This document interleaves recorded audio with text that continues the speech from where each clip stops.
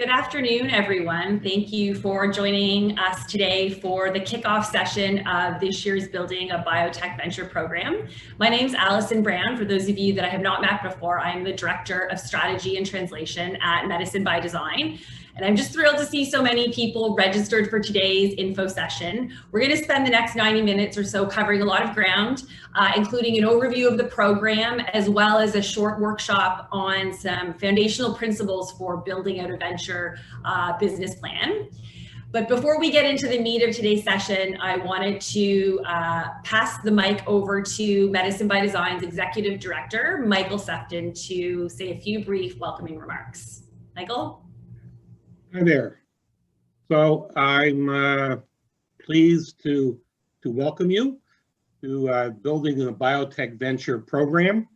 We're hoping in this program you're going to learn about the entrepreneurial mindset and the skills that go along with it. We'll have a series of workshops over the academic year led by experts and entrepreneurs.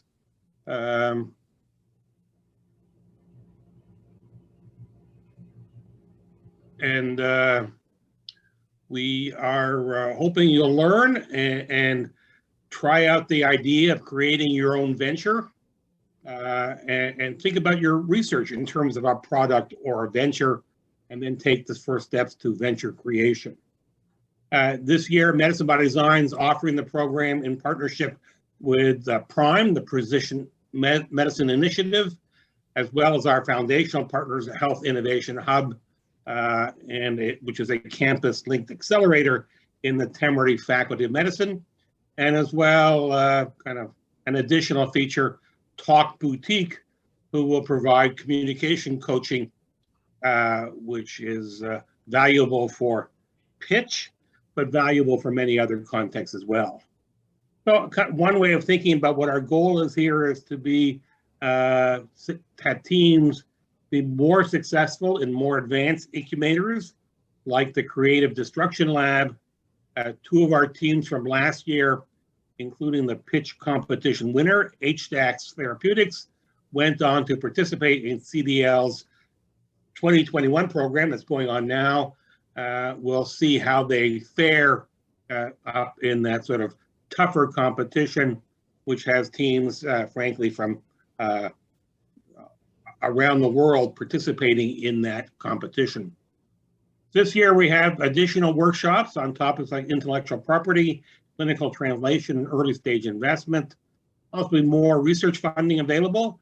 We're, in addition to $25,000 for the first place team, we will also have $10,000 being given to the second place team at the pitch competition, which is the climax of this program.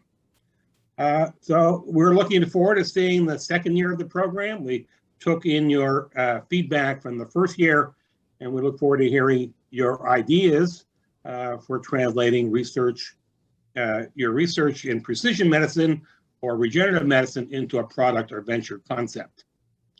And back over to you, Allison. Thanks very much, Michael. A couple of quick housekeeping items before we move on to our next agenda item. The first would be to encourage folks that feel comfortable to turn their camera on throughout this workshop. We're hoping that folks ask questions. You can either ask questions by raising your hand virtually through Zoom, or you can enter a question in the Q&A or chat function. And I think Rosie will put up a prompt for that. But we will pause at a couple points over the next hour and a bit to take questions from the audience.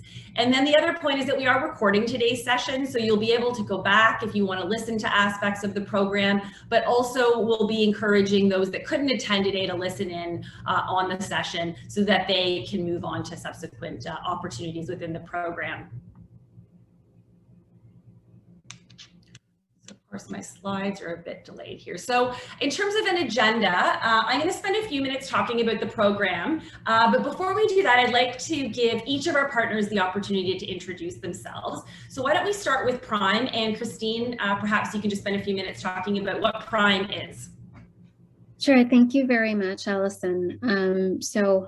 Hi everyone. My name is Christine Mesquita, for those of you that don't know me. I am the Director of Strategy and Partnerships at PRIME, which is the Precision Medicine Strategic Initiative at the university. So PRIME launched in 2019.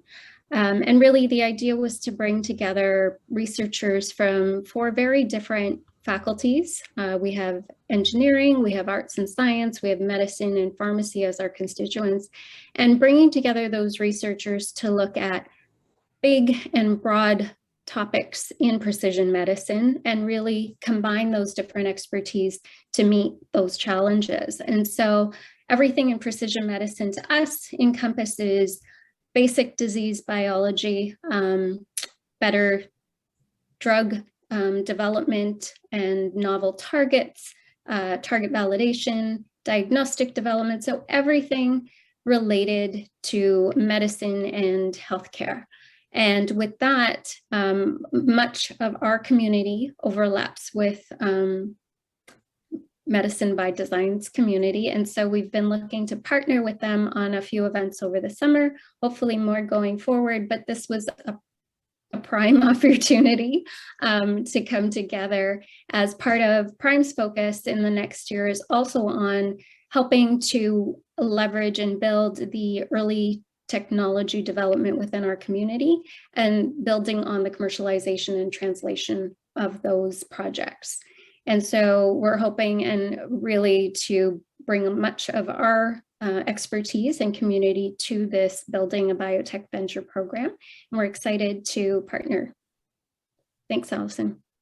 Great, thanks very much, Christine. We're delighted to have PRIME and the PRIME trainees involved this year. So Paul, I will ask you, I know you'll be talking a lot more about H2I later on in the agenda, but just maybe a quick summary of who you are and what H2I does.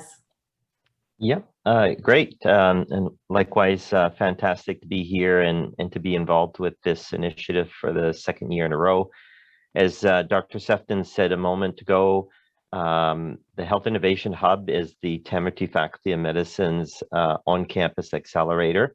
It's one of 13 accelerators on campus and is specifically focused on anything related to health matters, whether digital, interventional, or medical device. I'm the director of the Health Innovation Hub, and I'll introduce you later on in the session an amazing team of very dedicated individuals who are supporting the health tech startup in the environment. The H2I is focused on early stage from ideation inception, putting a team together, to up to about what we call angel investments, so 2 to 3 million or seed investment or rounds, and basically prepping companies to move on to Creative Destruction Lab, Mars, and other venture incubators. And that is about it, I guess,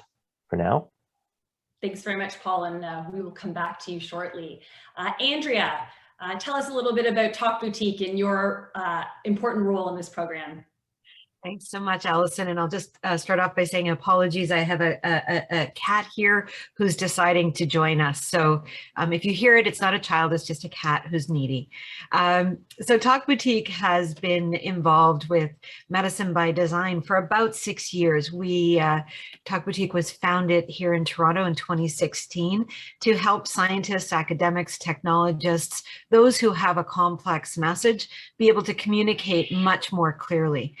What we do is we work with you at a one-to-one level. So you'll see, we'll get involved probably a little bit later in the program, as some of you are a little bit further down the line.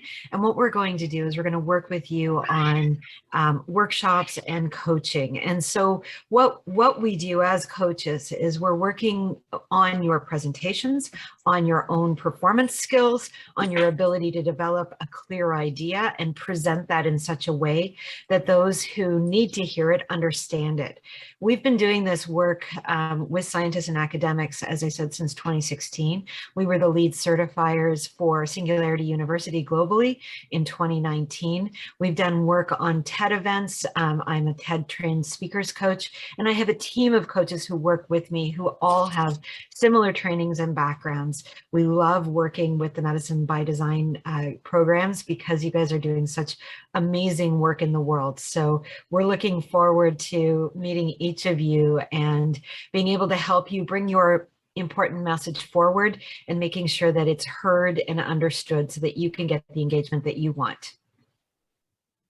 Wonderful. Thanks so much, Andrea. And I will say that the coaching that Talk Boutique did last year for the teams that we had competing in our pitch competition was just fantastic. All of the teams that participated were so well polished and were able to tell an extremely compelling story. So I'm looking forward to having you work your magic with our teams again this year. Thanks so much.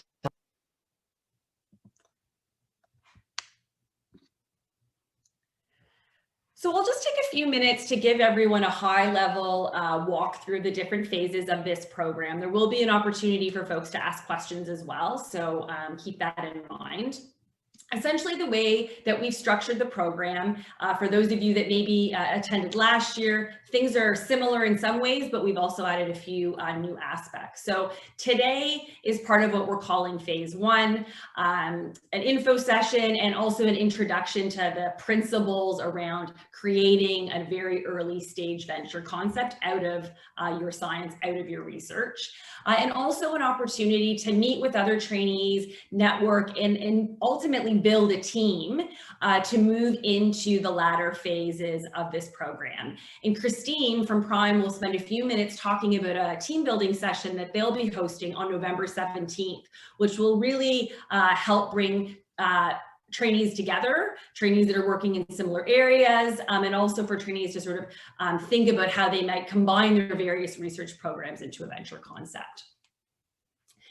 Teams that are interested in moving into phase two of the program, which is really the venture development phase, the sort of meat of the program, will have a short business one-pager that they use to apply. And I'll talk a little bit more about that in a minute, but essentially the deadline is December 1st. It's a fairly high-level document that Paul will walk through the key elements of later today.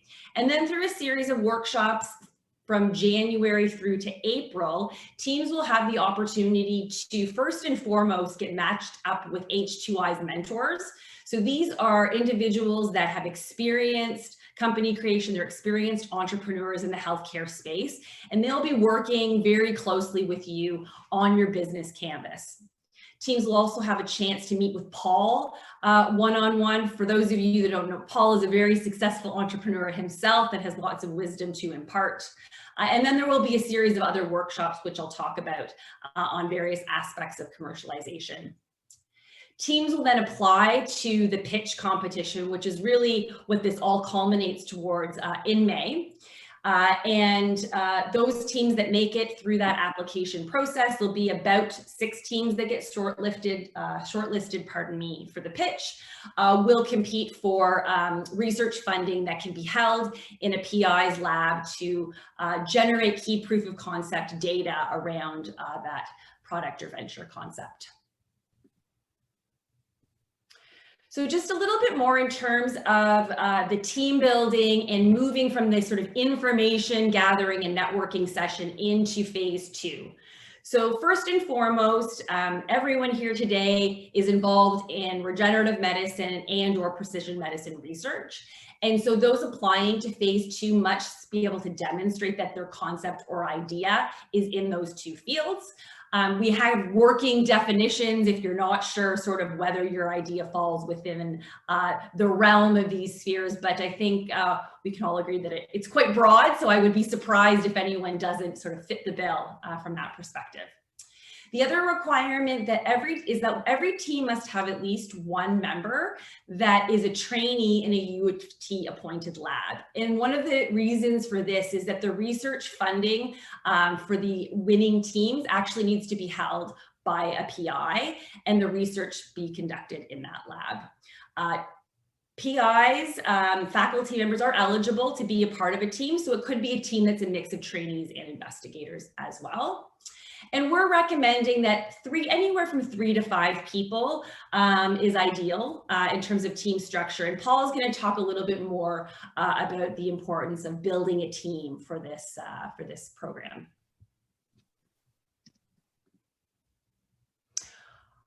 In terms of the workshops that'll run throughout the beginning of 2022, I mentioned the opportunity to get connected with mentors. That's the workshop that will kick this program off. We also have a session that's going to focus on the basics of intellectual property.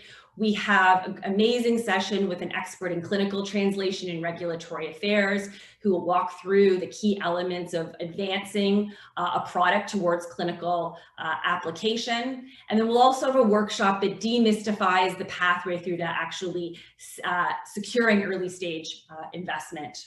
And then finally, Andrea alluded to the pitching and mentorship work that they do, and we'll have a Pitching for Success workshop that's run by one of Andrea's colleagues, Ian Keeling, in April. And so finally, phase 3, as I mentioned, we expect that about 6 teams will get selected to pitch their ventures. We have a criteria that will be shared in the application process that will go out after today's session. And we'll have 2 prizes, a first place prize and a second place prize. And again, only the teams that participate in the venture development program will be eligible to apply to the pitch competition. So maybe before I go on and have Christine talk about the networking session that is going to happen in a couple of weeks, we'll open up the floor and see if there are any questions from the group at this point in time. So feel free to just turn your camera on, put your hand up, or you can ask a question through the chat.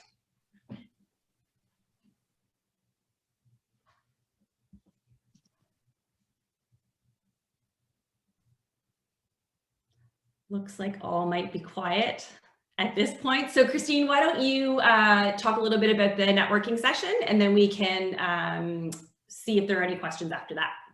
Yeah, definitely. Thanks, Allison. So happy to have questions roll in while I'm talking through the next 2 slides. So as Allison mentioned, please feel free to put up your hand or just type them in the chat.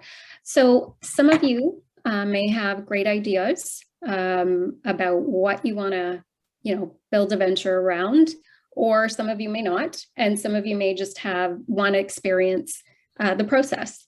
And so you may have other trainees in your lab that would be ready to form a team. You may want to form a team with others that have additional or different expertise. And so Prime will be taking the lead on holding a networking and team building night 2 weeks from now. So you have a little time to sign up, and really you don't have to come with any prearranged ideas or team members. That's what the networking evening is for. And so it'll be held on Wednesday, November 17th, 5 to 7. We're trying to make this as casual and informal and social as we can virtually. And so we will take everybody off Zoom for an evening, and we'll be using a platform called Remo that will allow us to mix and mingle a little bit with the opportunity of trying to really, network, so to speak. And so with the evening, we have planned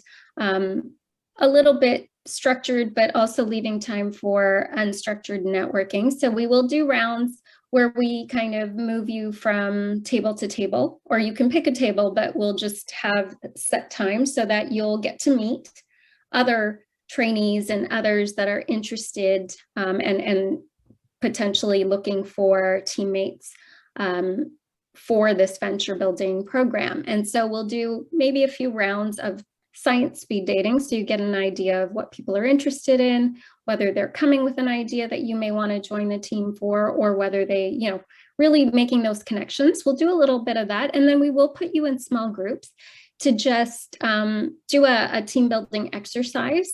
Really part of what helps with new teams coming together is building consensus without conflict. And so we have a fun exercise and activity that we'll do in small groups.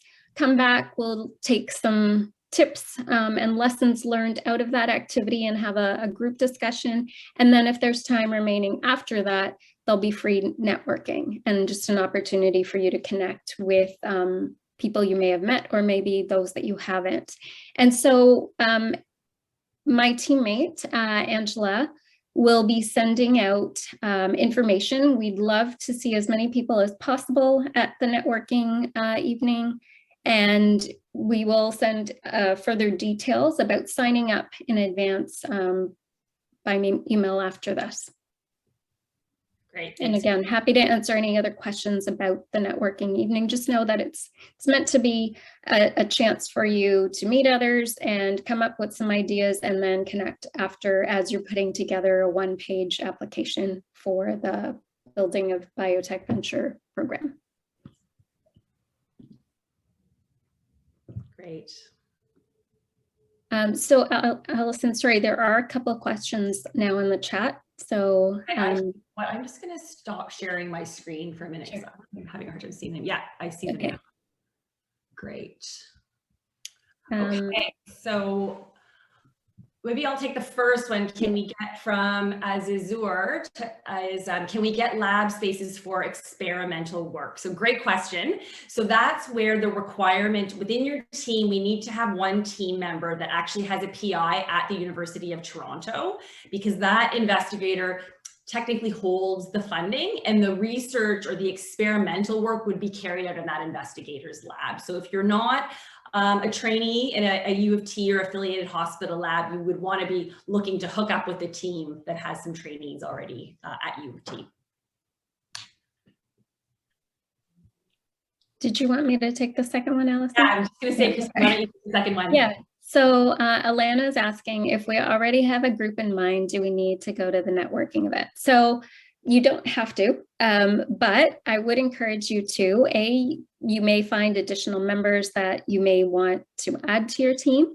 You may also benefit from our consensus, building exercise and just get tips. And also, I think just talking to others that are going to be in this program as well is probably a great opportunity, because this will be a shared experience as you guys traverse the space between January and April. So no requirement, but please consider joining us for the 17th. Thanks, Christine. I'm happy to take the next question. So we have a question here about whether this program is limited to specific research groups. So I'll go back to one of my earlier comments in that because we're partnering this year with Prime, we've expanded the research scope of the program. So if you're doing research in the field of regenerative medicine or precision medicine, you are welcome to apply. And again, we'll be looking for a team member, at least one team member who is a trainee in a University of Toronto affiliated lab. If you're not sure if you fit within regenerative medicine or precision medicine, we'll be sending out the application form right after this session today. And we actually have quite broad reaching definitions for each. And so I will, place my bets on most folks on this call today falling within that. But if there are any questions, you can reach out to myself or Christine to chat through that further. Allison, you may just want to qualify, because I know this came up last year. Labs that are doing regenerative medicine but are not necessarily funded by MBD are encouraged to apply, right? Yes, absolutely. Yeah. Thanks, Paul. Yeah, so you do not have to be part of the Medicine by Design funded team project to be involved here. And we hope to see folks, part of the value for Medicine by Design is actually bringing more people into the Medicine by Design and the Prime tent through this program. Not seeing any other questions at this point. So I think what I'll do is I'll just quickly put up this next step slide, just to summarize what we've covered so far before we move into Paul's session. So the team building session on November 17th, we hope that everybody here applies or signs up for the session. Again, it's not mandatory, but for all the amazing reasons Christine outlined, we hope to see you there. Building your team will happen sort of between now and the December 1st deadline, which will involve developing this business one-pager, which Paul will talk about in detail. And, any questions about any of the steps about the application process, you'll have our contact information in the follow-up note that goes out after this session. So I'm going to stop there. I'm going to pass the floor over to Paul to talk about the 10-point plan and a little bit more about H2I and their expertise. So Paul, you can go ahead. Yeah, and just before I get going, there is a question in the chat that you might want to pick up while I'm sharing there. Yeah, so Fazal is asking, where we can sign up for the team building session. And thanks, Rosie. Rosie's mentioned that right after the session, the link with the registration details and the link will be shared to everyone that has signed up for this today's session. Thanks, Rosie. Go ahead. Great. So I'm hoping you guys can see the slides. It's always still, even after a year and a half, 20 months, it's a hold your breath. Is it there? Is it going to happen? Is it going to come up? Or do we blow the whole digital world up? So today, I'm going to cover 3 topics to discuss with you. First, you're in this room gathering information. Some of you may know an entrepreneur, you may be an entrepreneur yourself, or you may not even know what entrepreneurship is all about, because that's not what you signed on the dotted line for when you agreed to provide about $15K a year in tuition to the University of Toronto to come here. So we'll talk a bit about that, why it's important, or how you could use it, whether you're a founder of a startup or you're just working in it, how you can use the knowledge you're going to acquire in this program to your advantage.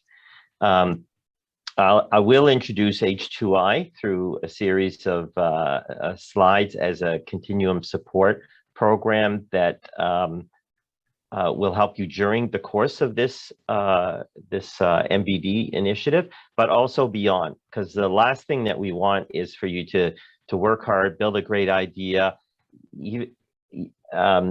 It would definitely be nice to win the 25K cash, but this is not about winning the 25K cash. This is about changing healthcare with some of the great science that you guys are doing. And for some people, that's a 2-year process, depending on what they build. And for some people, that's a 10-year process.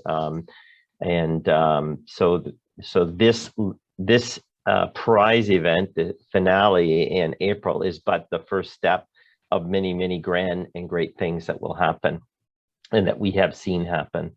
And then we will be covering the 10 business points that we typically cover in the H2I Canvas, and that we've now integrated in a unique form for this MBD program, and talk more about that. So, entrepreneurship, why even considering this? It's a reality fact now that 85% of graduate trained and postdoc trained scientists in this country will end up in non-academic positions. It's not a statistic that we often is often thrown up there, but it's a reality. Roughly 15% of us will head to university appointments. So therefore, while you are here doing your graduate studies, it bodes well to actually take a little bit of time out in co-curricular activities such as this one to explore what that potentially could look at. And then the other reason to explore this particular one, the particular field of entrepreneurship and startups, is that the innovation economy is growing by leaps and bounds in developed countries and developing countries around the world. So this is not something to take off radar, because even if you're not building your own company, you will probably find yourself in one of these startups in the early days. And the exciting thing about it, what attracts people to it, is that you get a chance to be very close to the evolution of the science as it moves into practical, in a practical, tangible manner. And most of us have done a post-secondary degree because we are excited about the edginess of that. The definition of an entrepreneur or an innovator, founder, are typically individuals who identify opportunities. They sit there, they ponder, they identify a need, They have a skill set of putting resources together, and we will definitely explore that during our time here in this program. And in order to create value through identification of unmet needs in our market opportunities. Those last few words are languages that we typically don't spend a lot of time talking about during a grad degree. So this is a great opportunity for you to explore it. The characteristics of entrepreneurship and founders of startups, well, you guys already have part of it. Definitely problem-solving individuals. So we all solve problems as we move through our graduate theses. And we're all good at iterating. We all have designed the first experiment in our thesis that was a total flop, and picked ourselves back up, redesigned something smarter to actually move forward with validating our hypothesis and achieving our objectives. Something that entrepreneurs do perhaps a little bit more than we do in science, because in science we always like to be the first people to do something. But one of the things that entrepreneurs and startups do is they try never to reinvent the wheel if there's a really, really good wheel out there, and they go out and grab those resources, reassemble them in new ways that bring value to the problem at bay. Another thing that is becoming more and more commonplace, definitely in the research world, and you're seeing it here today by having these 4 partners come together to create this program for you, is collaboration. Big science today is being done in teams. It is not a solo act as much as it was in the days that I did my PhD back in the 80s. So talking, listening, and expanding your network. So we already talked about the opportunity you're going to have to go to the networking meeting to build teams. That on its own, whether you go forward with this initiative or not, that on its own is going to be huge value. Guarantee sitting in one of those rooms is an entrepreneur who will build a company and may very well be somebody who would be recruiting you down the road. So these networks are really important. And asking questions. The more information you have about the problem you're trying to solve, the smarter the decision you're going to make. Just to emphasize, this is a team sport. Here, this is data that was acquired probably about 7 years back now across Canada, looking at entrepreneurial startup activities coming out of the universities, and in most cases where it's done by a solo lab, resource-wise, they typically make it to the validation phase, and when they need to start doing scaling, and it requires a diversified skill set and whatnot, they start to fail, and the teams who are supported by mentors and collaborators and are an eclectic team of different skill sets start to rise and attract the funding. So the solo entrepreneur really is not.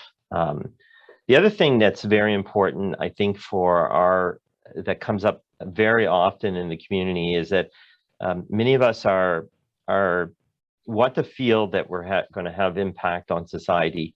And when they hear the word entrepreneur and startup, the concept of money emerges in the mind right away, and greed that sometimes go with minds.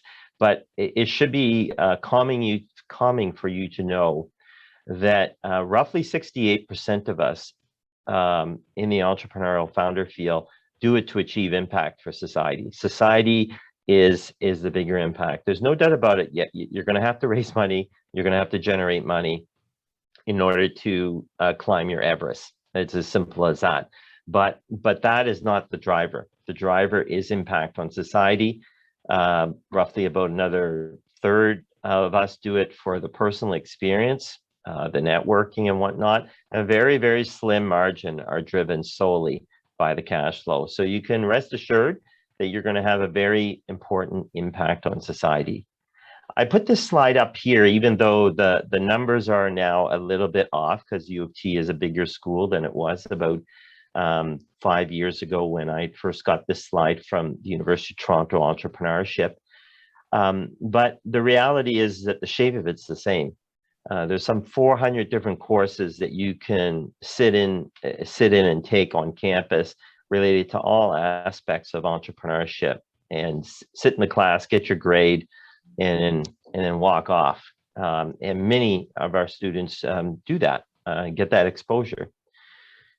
A certain portion of them do what you guys are doing today. I circled this off because this is about where you are in the process here today in this system. You are going to participate in a hackathon that's going to last about 4 months, and you are going to try to solve a problem with technologies that you have, or at least put together the plan with regards to solving that problem and taking your first steps forward. But plus, you will also co-register into the Health Innovation Hub to garner all the support that they will have on that. So you will be part of the Campus Linked Accelerator Network as well. Our hope is that as many of you as possible, and I'll show you what happened, the outcomes that we had last year, the numbers are phenomenal, will make it to this phase and establish a permanent startup and continue this activity co-curricularly as you move through your degrees and move on to real incorporated businesses. And then ultimately the goal is to have as many as possible down here that make it all the way to VC funding with time. And by the time you're here, you're getting investment of some sort, probably ranging from 6-digit to low 7-digit numbers. So the University of Toronto, you're very fortunate. The University of Toronto and the hospital ecosystem is extremely rich. I think it's pretty well recognized as one of the richest, densest startup communities in the country. At U of T alone, there are 13 accelerators ranging from fintech to biotech to you name it, it's covered. And many of them have overlapping programs, are complementary programs, and you work together. I think we have very few of our H2I companies who are not in another accelerator somewhere, either in Toronto or somewhere else, which is fantastic and fine, because the objective is that none of these accelerators own you. None of them take ownership in your intellectual property. They are all there to accelerate your path towards having impact on society. The Health Innovation Hub, however, is the only one that is solely dedicated to the life sciences. And the Creative Destruction Lab has one that has a whole bunch of themes running through them. And one of the themes is health. In fact, they have about 4 streams within that program. And I would refer them as to perhaps more of a later stage, definitely more sophisticated, very clear ideation of the product, probably prototype in their hand, probably invested in already. Our goal is to get you there in the H2I. And for those of you perhaps from engineering, you might be familiar with the Hatchery, which also has several healthcare technology companies. DISL is computer science, so the whole AI space is covered in there. And we have many other companies also registered in H2I taking advantage of the complementary program. This is a growing area. This is just H2I's numbers on its own, founded in 2014. You can see how the numbers have grown. We have about 167 client companies in the portfolio. And last year, those companies made about 32 million, but since inception, probably raised and generated about just over $100 million from those startups. And they're all in all sectors of software, hardware, interventions. So mention this, the size. I want to emphasize to you, if you have a female founder on your team, you want to get out of the gate early, because H2I runs a FemSTEM focused program in early January that your team would be able to take advantage of and get some early money invested into the company as a result of that. H2I has about 100 events that will support what you're also going to be doing in MBD here, and about 98, well, actually it's well over 100 now, engaged mentors in the program. So what is the program? The program is 10 fundamental business canvas points, and I'm gonna unwrap all of these for you in a moment, because you'll be working on them all. In all likelihood, many of you possibly, and certainly by the time you've done your team building effort, you will have technologies and possible solutions. You'll have identified a problem that you're tackling, the technology and solutions that you'll bring to bear on it, and a team probably put together. So those are the assemblies. And if you have at least 2 of those 3, you're in what we call level 2, which is discovery. And our goal is to try to build you into a startup venture that holds some kind of a minimal viable product in your hand, a believable business story, and some degree of control over the intellectual property that might be key to the growth of your company. Because there is no one who's going to invest in you unless you can demonstrate those 3 elements. And this is typically what we try to achieve in level 3 here with you as we build more and more of these components. In Medicine by Design, we're going to focus a lot on the value proposition, your size of your market, understanding your customers, and building out your milestones that will then allow you to then move to a strategy on go-to-market, gaining better understanding of your competition and where you sit and how you differentiate from them, and your financial plan. So we're going to move into the 10 points now and take a look at all of these components.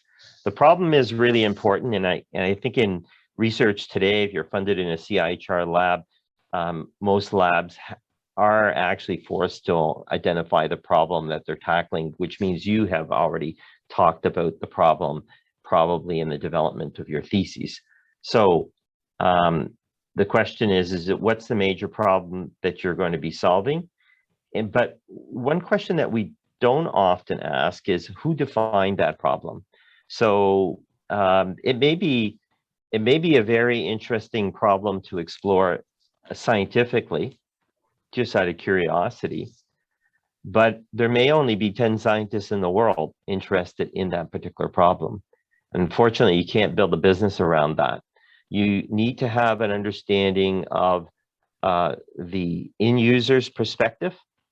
They're going to be identifying what the problem is in part, and that end user might be a clinician, or it might be a patient, or it might be an allied health worker, or it might even be a pharmaceutical manufacturer. Maybe your technology is a microfluidic chip that allows a pharmaceutical company to more rapidly screen drugs and develop drug programs. So you need to understand who is identifying the problem, how big they are, and how urgent that need is. So on that point, understanding the size of the market is that you're going to be addressing is important. It may be a small market, but it may have high value margins on it. You need to know that. You need to know what is the market willing to pay for it. So for instance, there's cancer therapies out there that are worth $300,000 a pop. Well, you can't deliver that in a healthcare system that is tight on their budget.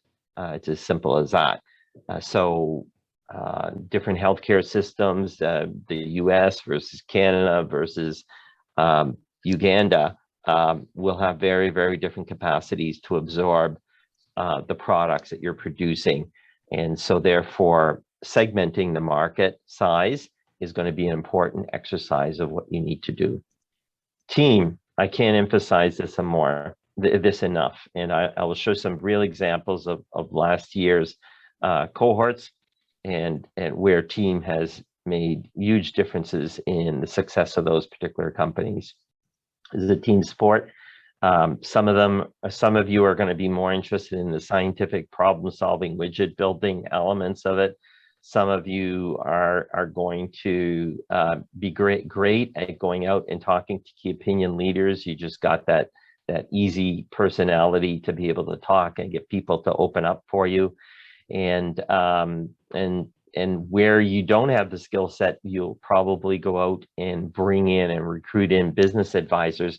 But for all I know, some of you might be sitting with MBAs on the backside of your experience, or have taken a few business courses and that. So the combination of the business, the technology, and the public relations talking are all going to be very big assets to bring to the table to be successful. That's a guarantee for sure.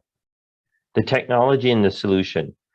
Well, you're going to want to, obviously, there's going to be many solutions, and you're going to have to look at them indiscriminately without bias and pick the one that you can get to the market that has the highest impact and the greatest scalability.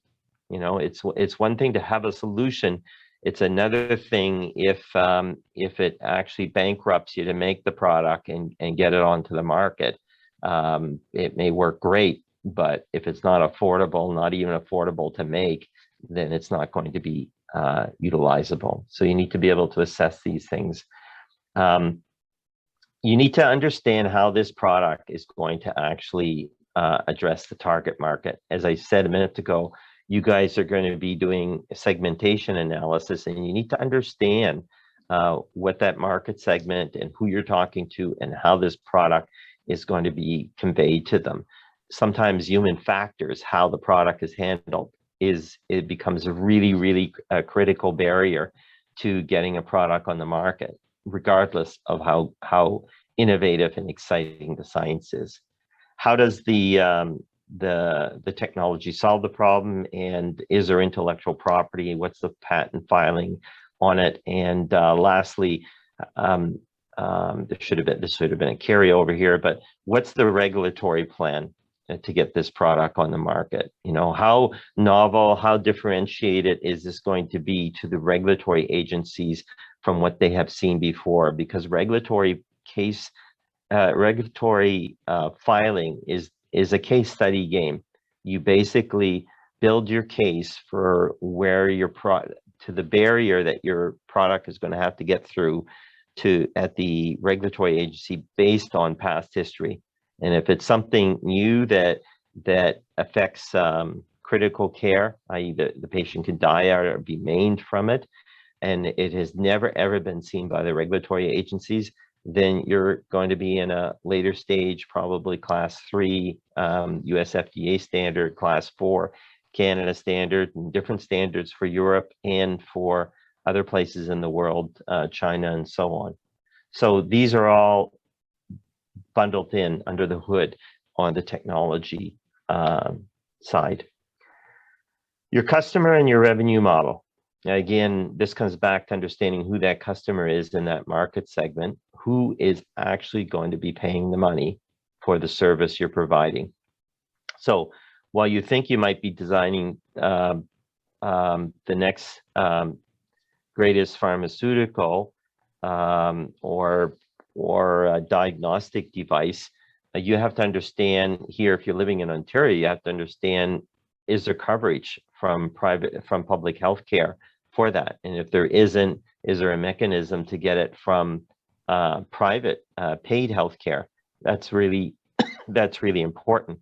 The private healthcare pathway is more important in the US because they have greater coverage in those areas. Those are things that you need to think about because they present barriers to market. Because here in Canada, if the public healthcare system doesn't pay for it, that means I have to take it out of my pocket. And in Canada, for instance, our expenditure in healthcare as a percentage of national GDP is already at 12%. That means take a $10 bill out of your pocket and $1 is given to healthcare management already. And that's not to account for everything else that you have to do in life, buy groceries and food, and pay for your car and gas and build houses and do trips and that. So we start to think about when we're always paying 10% of our dollar in healthcare, we start to think about how much more we're going to expend in it. And I would argue that while that's the negative side of the coin, the positive side of the coin is that is a big driver for pushing innovation into the healthcare system that could actually reduce costs but have huge yields in terms of impact on lives of people. So there is an attractiveness to look at new solutions in healthcare, which is gigantic, a big driver today. What's your business model? How much you're going to price your product for? And how much are people willing to pay for it? Your go-to-market strategy is going to change depending on the type of product that you have. And H2I ran a go-to-market workshop 2 years ago that we have videoed. So we now have audio and video text of these sessions with 3 key experts in each category of intervention drugs and medical devices and software. And for each of those 3, your strategies are going to be different. If you're a new drug, you are, on a good day, you're probably going to, for sure, develop the drug, probably bring it to get enough investment. Your cash will come from investment, not from selling your drug. Your investment will help you build the quality control of the product, and you'll probably get it right to the doorstep of the FDA. And then your next play is your investors are probably going to get a cash out, and you're going to have a strategic pharma come in and help you get it through your phase 1, phase 2, phase 3 clinical trials and onto the market. That's the kind of way it's going to go. If you're a software gig, you might be a very simple app. We have a bunch of companies that have done very well during the COVID period and getting product pushed onto the market at an accelerated pace because of our remote nature. And they've actually generated direct business to client revenue. So with that early revenue, they've used that early revenue to optimize their products and get Mach 1, Mach 2, Mach 3 versions of these things out there and expand in other markets as well. And then if you're in the device sector, you're sandwiched somewhere in between those two. You actually may build your product. You'll probably get it through first clinical trials, and then you'll probably partner up with a strategic who has a much bigger business development arm in order to drive it onto the market. So you can see it's a very different strategy depending on the product that you define. And this is one of the things that we'll be sitting down with you on during the course of this program to hack out. You need to know your competition. And your competition is not only the individuals who have product on the market now. They are the individuals who are developing product just like you behind the scenes. And so you need to go to science meetings to know who else is doing work in the area. You need to go to clinical translational meetings to see new products that are. Sorry, I have a remote light here that just turned off. You need to go to conferences where clinical conferences where products similar to yours are being used, because that's often where competitors or new people on the market are introducing new products and whatnot. So you need to be able to do that, and you need to be able to know how you compare to your product. And particularly what's the value proposition that you bring and how differentiated you are from your competitors. This is really, really critical, because that differentiation component is what's going to drive your new product on the market and displace existing products. As sad as it is to say, corporations, big corporations, invest a lot of money in marketing. And once they put a product on the market, there's got to be a really, really good reason to come in and throw all that marketing in the garbage can and start all over again. So the innovation has to be really well defined, and the appetite for adopting that innovation is critical. And then your financials, your financial path. What are your financials going to be on your way to that market play? Sales and costs, cost projections, if that's the play you're on. If you're, again, in pharmaceutical development, it's more a question of when and where you're going to get your investment and who those groups are going to be, and identifying what that is, strategy for paying attention to cash flow, and understanding your exit strategy. Okay, again, you may be a company that might start from ground, and 20 years from now, you'll be the CEO of this massive machine that's still running. If you're in the drug world, that's likely not the way it's going to go. The whole reason for forming the startup is to build value in the technology so that it gets invested in and then ultimately bought out by an able-bodied pharmaceutical that can take it to market. So you need to be thinking of these things, and you need to be able to tell this story to your investors. And then lastly, this is a game that's milestone driven.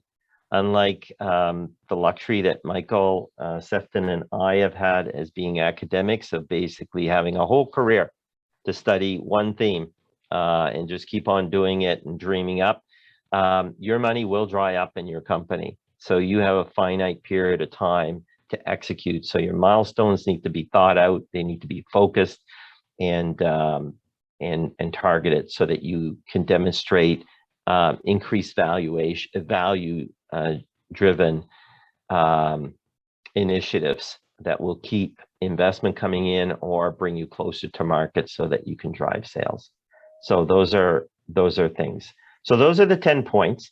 When you apply to this program in December with your team, you'll be asking to, as best as possible, to describe each of the some of these elements. These are key elements that we think are going to be very important to be touch points on for us here.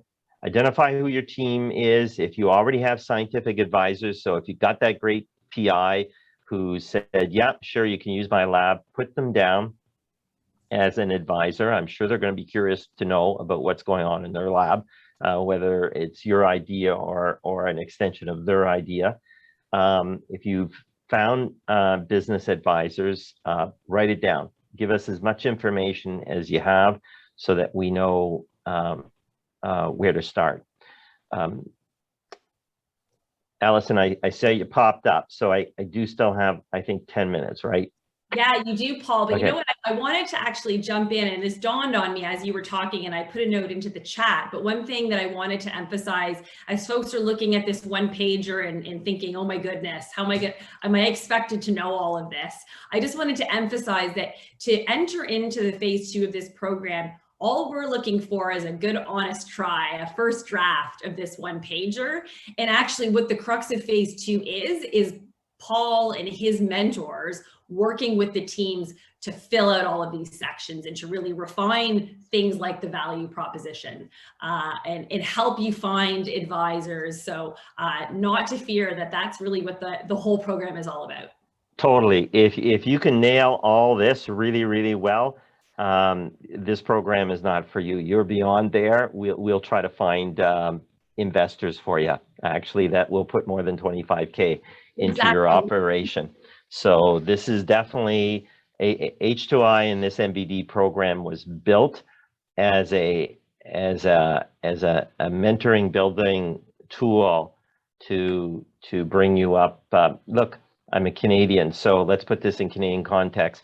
This is minor hockey leagues of the world of entrepreneurship, and our goal is to build outstanding Pee-wee, AAA, or midget or bantam teams, so that we can get you ready for the American Hockey Leagues, which is kind of roughly where CDL and some of the other accelerators are. And their job is to get you invested into a VC, which is your signing contract with the NHL. All right, so we're learning how to skate and fire a puck and trying to make sure that you get that puck in the net as often as possible, so that you can then impress the scouts to invest in you. All right, so again, backing short stopping this MBD program is H2I, an accelerator that was designed to help educate, enable, partner, facilitate, and just get as many early stage companies as we possibly can out there with a solid enough footing ground. We're one of many, many resources that is contributing to creating a culture of infrastructure and momentum in the area. And hopefully you're now convinced by the growth numbers with just us alone, but you just got to come over and walk over in the Mars facility to understand where things have gone. And by the way, you know, I think more evidence that you see where and how much the University of Toronto has jumped on board to this. These 5 cool structures that are up behind me, going up here, is an investment of well over $1 billion in what they call the Schwartz Reisman Innovation Campus. And if you haven't been down to campus in the past 20 months as a result of COVID, the first 2 buildings on the back side of my right shoulder here are already almost up. It is really exciting. It is happening. This is where a lot of these companies, and maybe your startup, will live in the next short while. We've already talked about the 10 points. We're shored up by a team of 2 associate directors in addition to myself. I've been involved in 7 startups, so there's not too much that I haven't seen. I manage those level 2 companies just because of where I sit with regards to understanding some of the challenges of getting IP and the companies outside of public institutions where they need to live to grow. Joseph Fehrenbach manages what we call level 1, very early stage. Don't even know what the word entrepreneurship means. And then Andres Loris manages late stage 2 companies. He's a serial entrepreneur himself, an ex-IBM guy, entrepreneur there, entrepreneur outside. We're supported by a legal consult, but have many other legal mentors on board as well. And then Mimit is with us here today. She's our lead program coordinator and replacing Fiona Bergen, who's on maternity leave. And we have a special projects person. Sophie manages our FemSTEM program, so keep an eye out for the advertisements for that, which will get some early cash into your MBD project even before the April 25K event, and then supported by IT as well. This is the team of mentors. There's well over 100 of them by now. They're CEOs of companies, startups, investors, lawyers, public relations experts, product developers, you name it, they're there. The mentors typically have time to meet multiple times with the company on a particular problem. The key opinion leaders are typically called in to do an assessment of a technology play. And then we have a regulatory advisor team in residence. We can literally get a regulatory expert for you within about 48 hours to give you a consult on a particular point, and then some additional advisors in residence. We have 4 core service bins, which are all available to you. And again, I emphasize, there is 0 cost. There is no pre-prescribed requirement of what you need to have or don't need to have as you come into this program. It's there for you. And we take 0 ownership. In fact, we work very, very hard to ensure that intellectual property moves into the company and is safe for the company as fast as possible. We'll do some entrepreneurial education, and this is exactly an example of one of the things that we do with partners. We participate, we run some of our own networking events and collaborate with a bunch of others. We have multiple funding opportunities of our own, but also make available funding opportunities.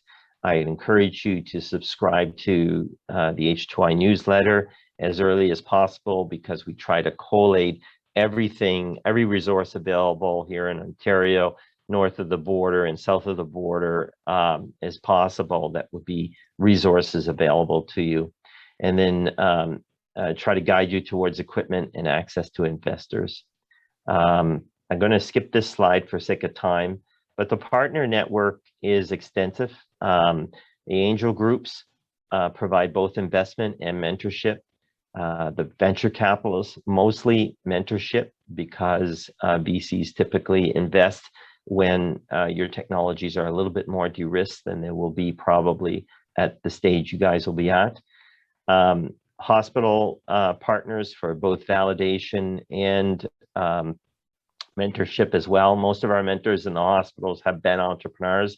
We typically try to draw on people who've been out into industry, not to make this an academic exercise, but to make it a real world enterprise operation. We do have great partnerships in the community with lots of groups like Facet in the area of cancer that are driving innovation. J Labs, we ran a competition last year with them, and where we got free rent for one of the companies that did their pitch in that event. So things along this nature. There's multiple groups. You can see Medicine by Design listed right here. Very proudly to have them as a community partner. And then industry partners. Most of these are our mentors. There's an investor cohort in here as well, and the investor cohort may invest in the companies, but we select our mentors on the basis of their willingness to contribute to your success without expectation necessarily of return. This was the portfolio of companies last year, 167 of them, and I've highlighted in yellow here the 12 companies that went through the program of MBD last year. Biogeneron was out of Sunnybrook, still active, but we don't see them as often, frequently, I have to say, but still active on their program. Dandelion Biologics, active. In fact, they were one of the companies that was accepted in the Creative Destruction Lab this year, but declined to take it on this year because of contractual agreements that they had with a pharma in the technology. So they're parked, but they'll probably be applying to CDL next year unless something different happens. Epiloid was one of 6 companies that just participated in H2I's pitch competition 2 weeks ago. So they were finalists out of a group of 18 companies that were shortlisted. Philandra Labs I have not heard from them, but I want to single them out because it was a company that was built on a single person, a very energetic individual, but as a non-team, didn't manage to build up a team, and it's been challenged to make it all the way. But Flora Works recently won pitch competition in H2I. HDAX was the winner last year, and they're in CDL, and they also won pitch funding last year. Latex just got funding for running the first preclinical study. LifeScreen is in Creative Destruction Lab. Metabolics IQ just won the ECHO competition out of the Ted Rogers program. Myothera has been quiet as well. Again, a one-person team supported by 2 great faculty, but at the end of the day, somebody's got to be doing the work to answer those 10 points. Pancratech, a little bit quiet as well. Great technology. Hope to see them back soon.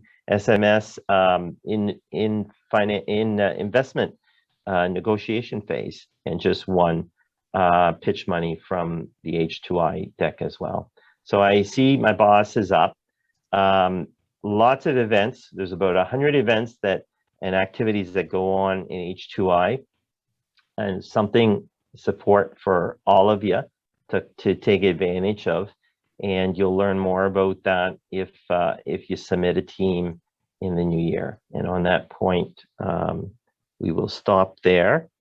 If there's, I see we got the 10 minutes I was hoping to have at the end of mine. If there were specific questions around the 10 points or the mechanism, the accelerators, the experience on there. And then I think Allison wanted the more broader question period at the end for questions on any aspect of all of this.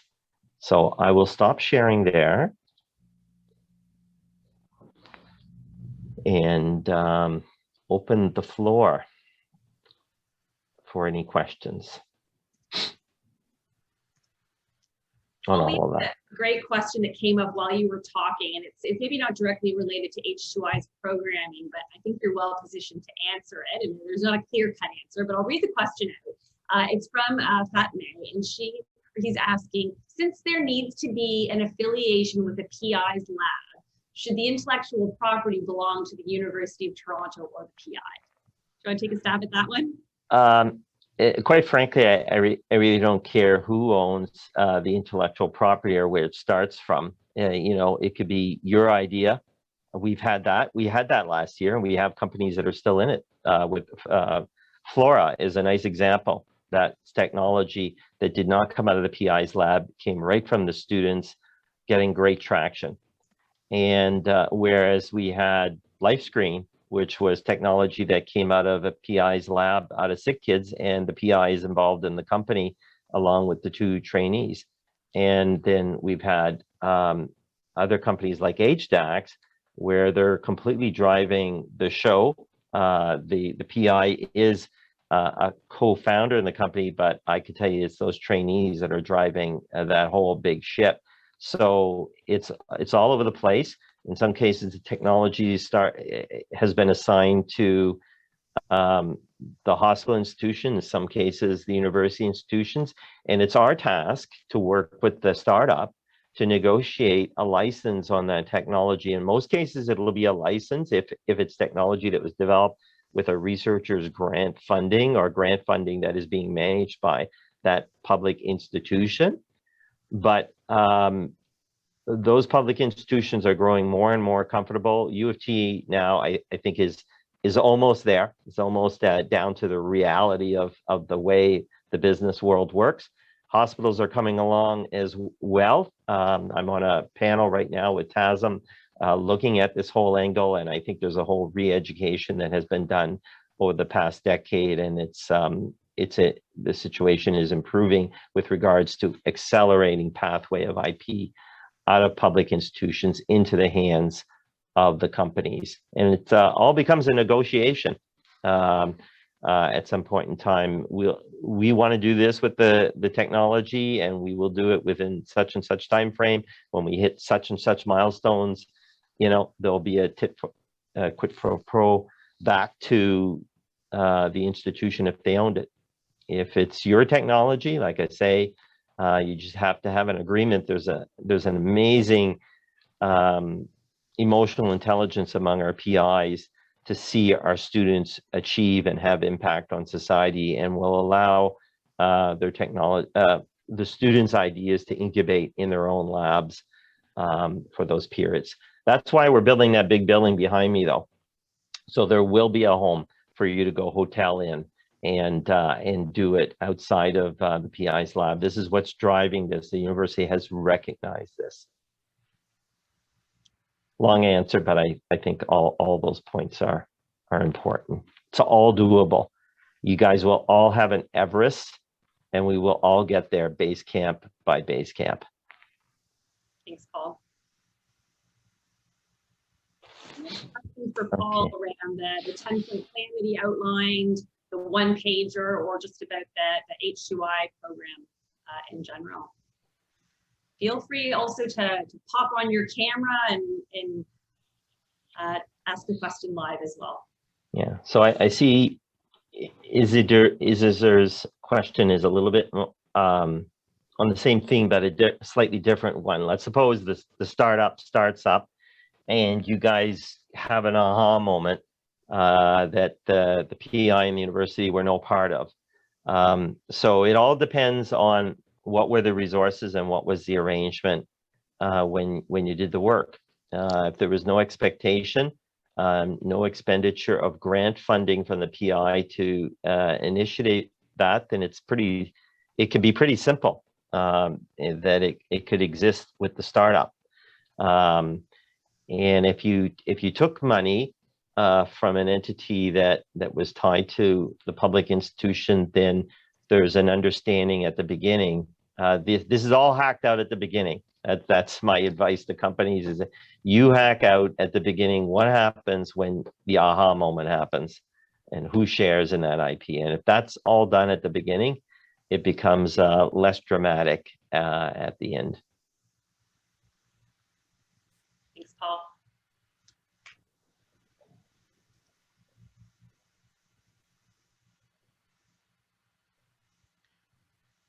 Perhaps while folks are sort of marinating on all of the great information that has been shared, I'll just take a couple of moments to recap what you're going to receive later this afternoon in terms of follow-up, because there have been a few questions about that throughout the session. And so this afternoon, keep your eyes open for an email from Medicine by Design that will have a few things in it. You'll see a link to sign up for the networking session that Christine talked about earlier, which is happening from 5 to 7 p.m. virtually on November 17th. There will be an outline of the eligibility criteria that we touched upon, who needs to be on your team, the link to the University of Toronto affiliated labs, as well as being in the field of regenerative medicine or precision medicine. You'll see key dates and deadlines. And you'll also see the one-pager template that we have walked through today. And again, I just wanted to emphasize we're looking for a draft of this. You don't have to have it complete, and that's really what the phase 2 of this program is all about. And if you have questions, there will be a link in that communication to follow up with us to get additional support. So I did want to just mention that you'll be receiving those bits and pieces, and then the recording to today's session will also be made available. That'll follow likely tomorrow morning. Yeah, just to complement what you just said on the one pager, Allison, typically in H2I, we've had close to 375 companies historically through the program. You spend your level 2, your time in level 2 actually building that one pager. So it does not happen with one draft. It evolves as you go out and do your homework and build access to information. And the university has also supported, is supporting this initiative with amazing databases. Now you can go pull up full market reports that are worth about $2,000 to $10,000 a pop now on databases from the library for educational environments that you're in. So you're being supported. You can also access ISO's International Society Organization standards for manufacturing things, which you could not do when I arrived here in 1993 at the University of Toronto. All those are resources that are critical to aligning and testing your materials or your tools or your drugs or your things for the FDA or Health Canada, and that's all available to you now. So the resources are just phenomenal, and even just exposure to interacting with these resources makes you a more recruitable entity to any medical technology company beyond your degree here, let alone the entrepreneurial play itself.